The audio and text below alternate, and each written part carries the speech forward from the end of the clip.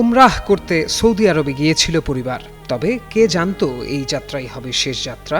সড়ক দুর্ঘটনায় মারা যায় একই পরিবারের সবাই, শুধু বেঁচে যায় শিশু ফাইজা। বাবা মা বোন সবাইকে হারিয়ে এখন একা মেয়েটি। একটি দুর্ঘটনার নিমিষেই কেড়ে নিয়েছে সবকিছু।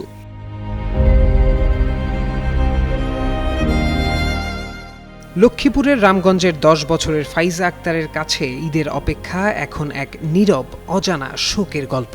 সে অপেক্ষা করছে বাবা মা আর 2 বোন ফিরবে বলে, কিন্তু সে জানে না তারা আর কোনোদিন ফিরবে না।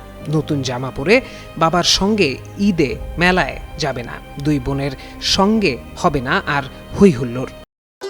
ভবিষ্যৎ হোক নিরাপদ, বিনিয়োগ হোক বিশ্বস্ত, আর আমার পছন্দ সল্ট বে। ওয়েলকাম টু সল্ট বে। ফাইজার বাবা মিজানুর রহমান সৌদি আরব প্রবাসী। 3 ফেব্রুয়ারি স্ত্রী আর 3 মেয়েকে নিয়ে গিয়েছিলেন উমরাহ পালনে, কিন্তু ফেরার পথেই শেষ হয়ে যায় একটি পরিবারের গল্প।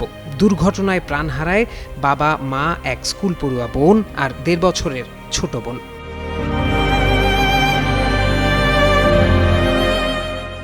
রোববার বিকেলে মামা তানভীর হোসেনের সঙ্গে দেশে ফেরার পথে ফাইজার কিছু ছবি ও ভিডিও ছড়িয়ে পড়ে সামাজিক যোগাযোগ মাধ্যমে।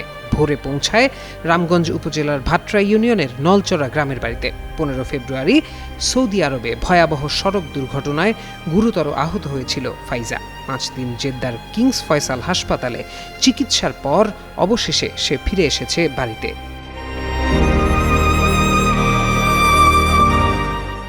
মামা তানভীর হোসেন জানান, ফাইজা এখনও জানে না তার বাবা মা আর 2 বোন মারা গেছে। সেভাবে সবাই হাসপাতালেই আছে, সুস্থ হয়ে ফিরবে, একসঙ্গে করবে ঈদ।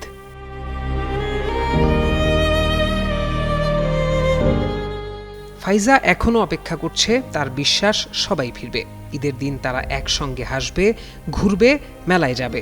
কখন কিভাবে তাকে জানানো হবে সত্যটা তা জানে না কেউ। তবে ছোট্ট এই মেয়েটির ঈদের অপেক্ষা আজ হয়ে উঠেছে এক নীরব হৃদয় ভাঙা গল্প। কেননা কিছু অপেক্ষা থাকে যা কখনো পূরণ হয় না। প্রত্যয় দাস, যুগান্তর নিউজ।